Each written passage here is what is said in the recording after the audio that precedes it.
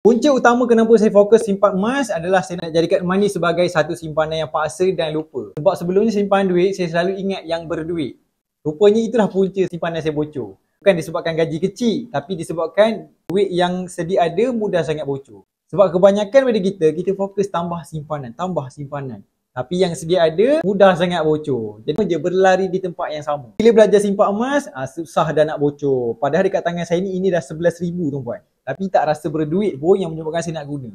Yang kedua, saya jadikan emas ni sebagai long term punya saving. Ataupun saya nak capai apa-apa matlamat 2 tahun lagi. Contohnya ini untuk kos pergi umrah. Nak pergi umrah, dah boleh jual saja. Dah dapat dah 10,000 lebih.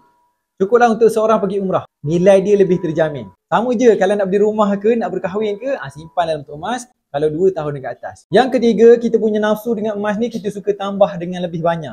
Seronoknya emas ni pada kita nampak banyak kepingan emas dia. Berbeza dengan duit. Nampak banyak dah duit, seronok kita pada nak belanja lagi, nak guna lagi. Sebab tu setiap daripada kita mesti kena ada emas ni. Sebab sekarang ni nak mula simpan emas tak perlu keluarkan modal yang besar.